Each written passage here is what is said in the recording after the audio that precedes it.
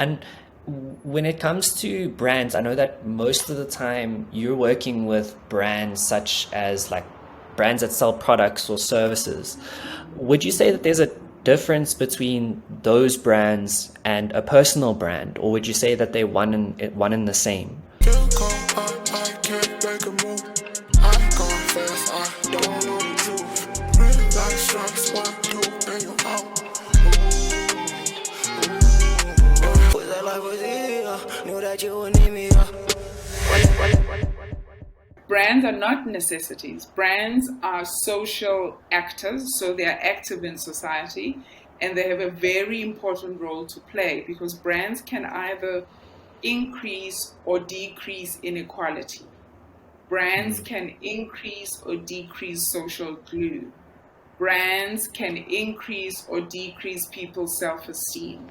All of these things are opportunities that brands can play. So when we in the business talk about brands of high influence, what we're talking about are brands that inspire people, brands that build companies, and brands that transform society. That is how you become a brand of high influence.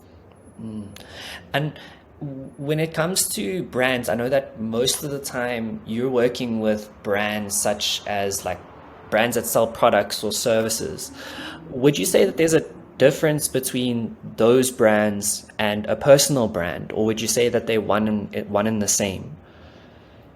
There's a lot of noise in the marketplace, and social media has a lot to do with this, about everyone saying I'm building my personal brand, and you don't have the basics of what is a brand. If what you are building reminds me of someone else, then you're not building a brand, you're just imitating. A truly high influence brand is in a category of its own.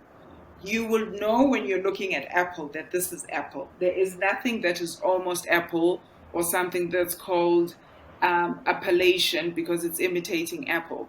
Apple is it's in a category of its own. That it's the same with personal brands. Your personal brand is built on the substance of your character. It cannot be on how you are imitating what Josh does or what Sizagele does or what Ratile does, because in that case, you're just imitating, you are not innovating. So would you say in order to develop a personal brand of high influence, you would need to have a really strong sense of self? Yes. Who am I? What are my gifts? What makes me unique? What do I contribute to the world that nobody else can do my way? Because that is how you then can create a personal brand that has its own uniqueness. But if you are just baking goods like the other person was baking goods, and your difference is that you charge less, then you're not building a brand. You are just creating a commodity. Right. I must say for myself, I think that's something that I struggle with a bit in terms of identifying that. And I think it's because I think in order to be able to innovate, you need to have some sort of baseline. And maybe this is what's one of the drawbacks of entering straight into the entrepreneurship space is you kind of, when you enter a new space, in my mind, one of the best strategies that you can adopt is see what works and do that, right? Do that to the point where you're able to find a foundation, and then you can start innovating based like on top of that. Would you say that that's a good approach, or?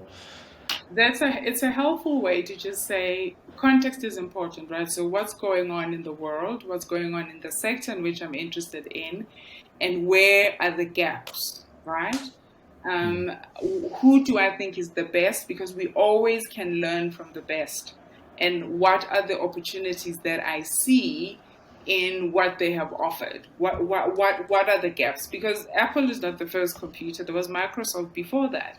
But where Apple is different is that you've created an ecosystem, not just of devices and software, but you've created an ecosystem of creativity.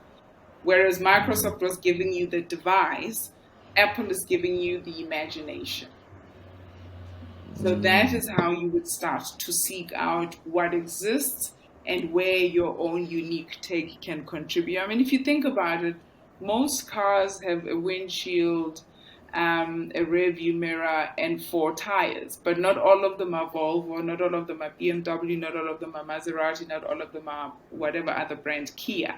Because it's important that even though all of them are cars, each one has attempted to find a unique lane that only they can occupy. And that's the task, which is why a lot of people become incredibly lazy in doing the work of identifying a unique opportunity.